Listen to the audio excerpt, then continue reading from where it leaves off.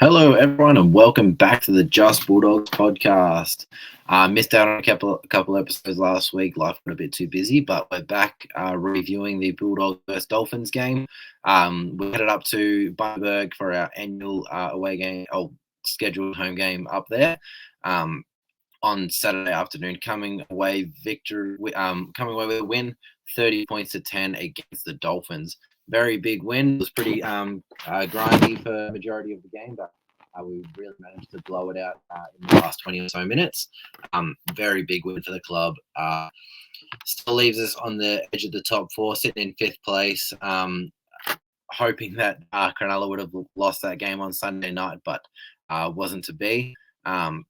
So we do still sit in fifth place, fighting to get into that top four, but fifth place definitely not a bad place to be. Looking like we're going to get a home final come round one of the postseason. So still in a very good spot, playing good football. But we will. Bulldog 30, Josh bagging the double. Josh had a one.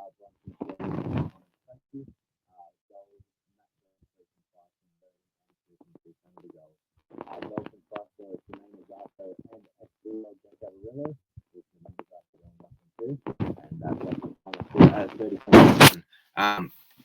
Very good game of football. Dolphins, in the second half of the season, they've been very strong in the opening parts of the game, and it looked like that's how it was going to be in this one. They did turn up for the early parts, held us out for a while. We scored in the 10th minute. From some nice backline move with Toby Sexton getting the ball out wide, finding Jacob Kiraz in the corner after linking up with Stephen Crichton to get Kiraz open to find the try line. Looked a bit rough when Kiraz put the ball down, landed on his guts, and he did throw up in the corner. Looked like he wasn't going to be too crash hot for the rest of the game, but that is definitely not the case. Jacob Kiraz had an incredible game in this one. The vote's still up at the moment, but it looks like Jacob Kiraz is definitely the fan voted man of the match. In my opinion, definitely was the man of the match. I'll quickly go over his stats. We go over everyone else's later on. But in this one, Jacob Kiraz, 80 minutes played, 2 tries, 27 runs for 297 meters, 101 post contact. Absolutely incredible effort. 4 tackle breaks, 2 line breaks, 3 offloads, 2 tackles, 0 misses. Yeah, absolutely incredible. I think he's still only 22 years old. He's playing incredible football. He should definitely be in the run for some rep honours in the near future. But yeah, incredible game from Jacob Kiraz here. Got that first try of the game. And then he did get the second one not too long after as well, with Toby Sexton and Matt Burton linking up, going down that right side of the field before Connor Tracy got the ball and threw a cutout pass to Kiraz to get his second. But a really, really good game from Kiraz, from the really good efforts in those try-scoring situations. And then later on, the rest of the game just getting through a ton of work, doing really good things in the get-out sets, taking a lot of pressure off our forwards. But yeah, just a really good all-round game from our winger, Jacob Kiraz, a real icon of the Bulldogs side and a real fan favourite, definitely one of mine. The first try for the Dolphins came in the 20 Kiraz try. That was the Dolphins' solo attacking try, the one try our defense really let in. It was a nice backline move. Managed to strip our numbers down our left edge for Jermaine Zarko to score on the right side. But yeah, that was the only try, the only real attacking chance at the Dolphins, the only opportunity that they took advantage of to put points on the board. Their second try came from the ex-Bulldog, Jake Averillo, for a pretty nice intercept. Toby Sexton taking the ball to the line and sort of just Jake Averillo parked himself in the passing lane, and Toby Sexton sort of fed that one to him. Not really looking where he was thrown, but just one poor play from Sexton there. He had a very good game. Otherwise, got our attack sparking on both sides of the field. Him and Matt Burton linking up on both sides of the field is really sparking our attack in a really good way. I do like them playing both sides together. Definitely some good things happening between them. But yeah, besides that, Jake never really tried just before halftime. That was all Dolphins managed to score. Just the 10 points in the first half and then none in the second. But we did get the one more as well. Josh Adeka in the 35th minute off a Dolphins error. Ball went to ground off a backline play, and Josh Adeka scooped it up, outran Jermaine Zarko to bag a try for himself. We did see earlier on the turnover from the Dolphins near our try line. I believe it was Sam Hughes that scooped it up, got the ball spreading out wide. Bronson Cherry got Adokar into some space, about 70 meters to go, about our 20 or 30 meter line. Looked like Adokar had it for all money. I definitely put my bet on him when he's in open space. Not many people faster than him. There was one fast man on the field, Hamiso Tabuafido, managed to get him into touch about 5 meters out from the try line. Pretty good thing to see. Obviously, I want the Bulldogs to score in that situation. I want to see Adokar cross over. But to see two absolute flyers going head-to-head in a situation like that, definitely not something that you get to see on the regular. Bit of a preview towards the potential 100-meter sprint come grand final day this year. Hopefully, we're not got any players participating in that, but playing a different game on the day. But yeah, definitely something to look forward to if it comes to that. Hammer is an absolute flyer, and Josh Adokar currently still dealing with that hamstring injury, but managing to play through. I know we've got a bit more pace in him when he is fully healthy. So yeah, two absolute flyers we got to see in open field, and Hammer definitely got the better of him in that time. But Josh Adokar got one back on him when he got that try in the 35th minute, outrunning Jermaine Zarko. Yeah, crossover in that one. So yeah, definitely a really good first half. It was nice and gritty. Had to work hard for our tries. Besides that, Josh Adokar one that came from a Dolphins error, but they also got the intercept try off a bit of an error of our own. Also, the Zarko one was off the back of some penalties to carry him down the field. So yeah, definitely really good defensive work from our Bulldogs. Only giving up the one try against our defense on the field. And limiting them to just the intercept after that 0 point in the second half. When we got into the second half, a bit of a grind for the first 10 or so minutes. We did manage to get a penalty goal in the 49th minute. Yeah, 9 minutes into the second half to break that deadlock of no points. But yeah, done some pretty good things. We almost scored in the corner, Josh Adokar once again, but a foot on the sideline took that away. But it was a penalty for offsides against the Dolphins, so we took the 2 points there. Got back into the grind, did take a fair bit to crack him, but we did end up wearing him out. And then our left side attack absolutely taking advantage of Tavita Pangai Jr., defending too wide. Looked like he was defending a back row. Matt Burton, the first one, took on the line. I think he got past Nicarima, and then Tavita Pangai Jr. too lazy on the inside to help his teammate make that tackle. And then he linked up with Bronson Cherry to cross over, and then the next one, the final try of the game, was Viliama Kikau to take it on the line and just gone straight through Tavita. A bit of footwork, and Tavita Pangai Jr. had no chance against Viliama Kikau, who linked up with Matt Burton and then found Connor Tracy to finish it off. So yeah, some pretty good attacking plays there, taking advantage of a bit of a weakness in the Dolphins' defensive side, and that also blew out the score to 30 points to 10. Really take the air out of that Dolphin side. Managed to keep us scoreless for the last 10 minutes, but yeah, damage was already done, and that led to the final score of 30 points to 10. But yeah, definitely a very good effort from our Bulldog side. Now, getting into some of the player performances, we went over Jacob Grant earlier. Absolutely incredible game from him. Well-deserved player of the match. Also won the New South Wales Blues man of the match this week. Player of the round. So definitely well-deserved. Looks like he should be in the running for a Blues jersey sometime in the future. A couple of good players in his way right now. But Kira's definitely on that level, in my opinion. But our fullback, Connor Tracy, 80 minutes played, one try assist, 24 runs for 238 meters, 36 post contact, 2 tackle breaks, 1 line break assist, 1 offload, 2 tackles, 0 miss. Very good game. Getting through a ton of work. Got the try at the end of the game, but got the try assist for Jake Gross' second try, throwing that nice cutout ball to put him into space. Stephen Crichton, a very good decoy there. Definitely a very scary player, whether he's the ball or not. So good job from Connor Tracy to throw that ball over wide to get Kiraz open.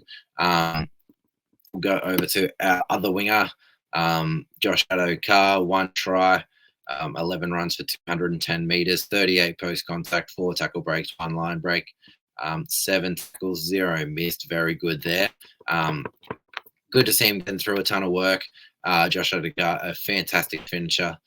Very good with the ball in hand. Not known for his get out of trouble work, but he has definitely improved in that area since coming back from injury, getting through 210 meters without really getting a ton of free meters like normal. He got that about a 40-meter run when he scored that try off the loose Dolphins pass, but the rest of it is pretty well all just hit ups and runs like that. So definitely good work from Josh Adokar there. Our centers, Bronson Cherry came away with a try.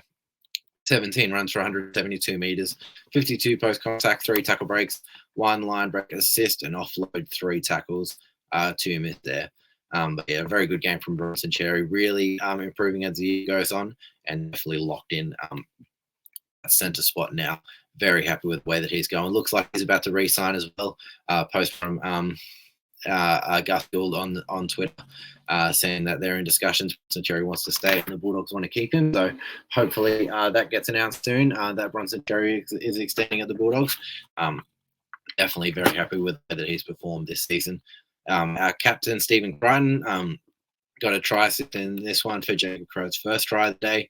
11 runs for 109 meters, 33 post contact, 1 tackle break, 1 line break assist, 3 offloads, 9 tackles, 1 missed. Very good game from Stephen Crichton. No big moments in this one, but just got through all his work, defended very well as he always does, and yeah, always getting through enough work with the ball as well. So yeah, definitely good from our captain there. Matt Burton, a very good game in this one. 2 try assists, 12 runs for 121 meters, 21 post contact, 1 tackle break, 1 line break, 22 tackles with only 1 missed, 11 kicks for 397 meters. And Toby Sexton, his halves partner, 15 runs for 104 meters, 16 post contact, 13 tackles with just 1 missed. He also had 8 kicks for 152 meters, a bit more of the short kicking game specialist. Didn't come well with the try assist in this one, but he was definitely a big part of Jacob Perez's first 2 tries in this one, getting that right side attack going. Wanted to talk about this too as a bit of a duo, as halves pairing. I really like the way that those two are linking up together on both sides of the field. Toby Sexton traveling to that left side to when that attack's firing, and then Matt Burton shifting over to that right edge when that's a hot hand. That was part of Jacob Perez's second try. Toby Sexton getting Matt Burton out wide on that right side, who got Connor Tracy with a bit of room to move before setting up Perez in the corner. So definitely really like those two. Moving across both sides of the field and linking up when they pass the ball to each other, it does open up a bit of space for everyone else around them. So definitely a good thing, and I do like the way that they're developing. Josh Curran, another incredible game, 50 minutes in this one. Looks like he's got a pretty tough shoulder injury going, but he's just absolutely battling through it. And yeah, you wouldn't even know the way that he's playing. He's doing so well. 16 runs for 140 meters, 53 post contact, 21 tackles with 0 misses. Very good from Josh Curran. Really happy with the way that he's playing. If Stephen Crichton wasn't in the team, Josh Curran would be the buy of the year for us. But yeah, the way that Stephen Crichton's been leading from the front, definitely tough. But yeah, very good from both of them. His starting front partner is Samuel Hughes, 26 minutes in this one, 10 runs for 103 meters, 38 post contact, 18 tackles, also 0 misses. Very good defensively. I believe I've seen, I'll quickly double check it, but I think we missed 21 tackles in this one. Very, very good there. The way that our defense works, it looks like the stats show that we have a lot of missed tackles by the end of the game, but the way that we scramble, it's very rare that those missed tackles lead into anything too damaging. But yeah, in this one, just 20 missed tackles, which is on par with the best in the game defensively, which isn't always the way that we go. We definitely can get more missed tackles than a lot of other teams, but the way that we work together, it really the missed tackles don't hurt us at all most of the time. But to keep that missed tackle number very low, I'm very impressed with. Reed Miney, 71 minutes in this one, got a bit of a spell at the end of the game. 5 runs for 19 meters, 1 post contact, 39 tackles with just 5 missed. 5. Yeah, Reed Marnie's smaller in the middle of the field. That's sort of one that it shows that he shoots out of the line pretty aggressively. His first contact might not finish the tackle every time, but definitely slows down the opposition enough for his other front rowers to finish it off. So that's sort of the example there. Reed Marnie's missed tackles. The numbers tend to get high, but they very rarely hurt the team defensively. So, yeah, in this one, 5 missed tackles, but I doubt many of them really led to any damage done. Viliame Kickout played the full 80, 11 runs for 96 meters, 32 post contact, 2 tackle breaks, 1 line break, 2 offloads, 17 tackles with 4 missed. Another one, prime example. Viliame Kickout, always the first down on the kick returns. He always knocks the player, gets a good shot on them. Sometimes they get back up and make a couple more meters, but normally the chase is already there to finish him off. Viliame Kickout just making a big first contact to really shut him down on those kick returns. So it does lead to some missed tackles on his stat sheet, but they very rarely hurt us. It generally puts us in a much better position when he does do those big shots. Jacob Preston, incredible as always. Really like the way he's going down that right side. Really young right edge that we've got going there, but they're all developing very strong, very talented players over that side of the field. 10 runs for 102 meters, 42 post contact, 1 tackle break, 39 tackles with only 1 missed. Very good from Jacob Preston. And then Kurt Mann really developing in that 13 role. Missed a few games a couple of weeks ago due to suspension, but has come back absolutely firing. 41 minutes in this one, 12 runs for 100 meters, 26 post contact, 2 tackle breaks, 21 tackles with 2 missed. He sort of got that 13 role for his ball playing ability. Has been a half in the past, was sort of a jack of all, but he's locked into that 13 role. And his passing game has been very good, but what he does running the ball that has really stood out to me. Where he takes the line on and gets the defense in 2 minds, and then he can absolutely take advantage of some bigger guys in the middle of the field with using his footwork. And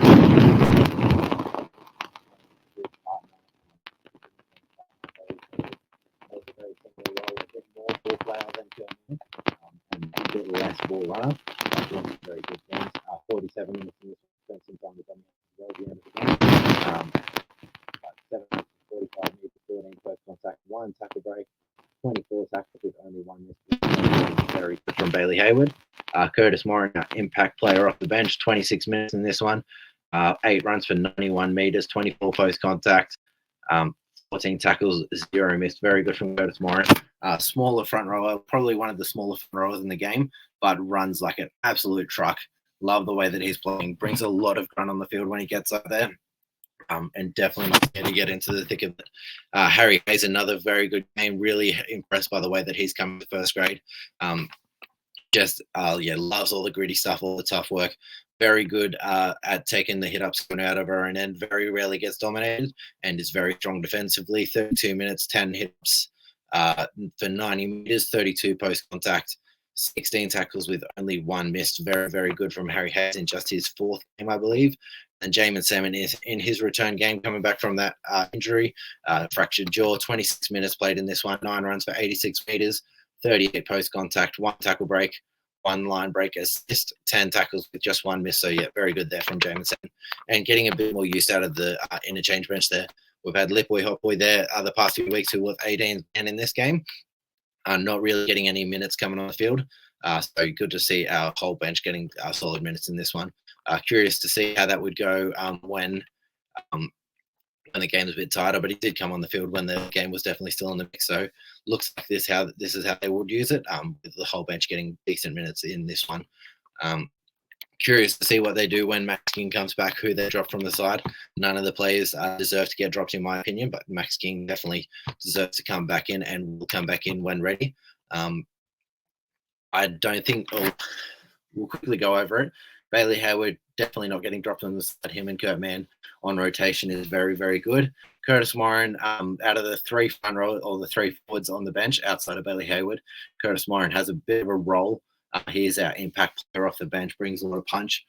And then Harry Hayes and Jamin Salmon. Harry Hayes I've been very impressed with since he's made his debut. And then Jamin Salmon, sort of the only one that can play out wide, but we do have Josh Curran, who's probably first choice back rower if someone goes down. yeah, it's very tough. I think, in my opinion, I'd put Max King in for Jamin Seven. Probably put Josh Curran back to the bench, even though he's been playing incredibly well. I'd still be playing Josh Curran for big minutes. I'd start Max King and Samuel Hughes as we did earlier in the season. Samuel Hughes come off after about the 15 or so minutes to get Josh Curran on to play long minutes from there. But yeah, I think Jamin Seven yeah, definitely not doing anything wrong, but I think probably the odd man out in that situation. Harry Hayes played too good to get dropped. Curtis on the impact man coming off the bench, and then Bailey Hayward and man. That's the duo of locks. So definitely tough there. Definitely not what's happened, but we have to wait and see. But yeah, in my opinion, I'd probably be looking to take Jamin Seven from the side. But yeah, very good 18th man to have there as well. But yeah, it's sort of a good situation. We've got too many good players to choose from there, especially in the middle part of the field. All of our forwards at the start of the year, we were very unsure what we were going to look like there. Now it looks like we've got some pretty good players in the mix and some good players missing out as well. So definitely something to look for there when the time comes, when Max King comes back into the side. But yeah, that's all of our players that stood out in this one. My standouts were Jacob Kraz, as I talked about earlier, was absolutely incredible. Really like the way that Bronson Cherry's been playing in that left center spot. Really dangerous with the ball, running really well now. And his partnership with Josh Shutter is really strengthening. He's really good at putting out current space. Matt Burton and Kobe Sexton, the way that they're linking up together, is really improving Matt Burton's game, getting that attack going. But getting both sides of the field really showing up here in the back end of this season. Josh Curran playing incredibly well as well. So, and Kerman probably is one that I would like to point out as a standout as well. So a bunch of players that are really done well in the back end of the season to in their positions and put the Bulldogs in a good spot heading into the finals. But that'll do for this one. I'm just about getting out of breath, but that'll do for the Bulldogs versus Dolphins review of round 24. Bulldogs currently sitting in 5th place and putting the Dolphins in a very tough position heading into the finals. Doesn't look like they're going to make it, but yeah, not for us to worry about. It is Bulldogs in 5th place, 2 points behind the Sharks. It's going to be tough for us to get into the top 4. We do need Sharks to come away with a loss sometime in the back end of the season, but yeah, we have no control over that. Bulldogs this week heading to New Zealand to take on the Warriors. Warriors really slipped down the ladder, but with Sean Johnson retirement, so they'll be really looking to stand up for him for these last 2 games. So definitely going to be a big one, really emotional one for that Warriors team. So really need the Bulldogs to really turn up against that. We've got a couple of tough games to end the year, so hopefully we can really show up and beat this Warriors side. But that'll do for this one. I appreciate everyone for listening. Got more content, make sure to check out at JustBulldogs on Instagram and Twitter. Got a bit more going on over there. So thanks everyone for listening, and I'll catch you next.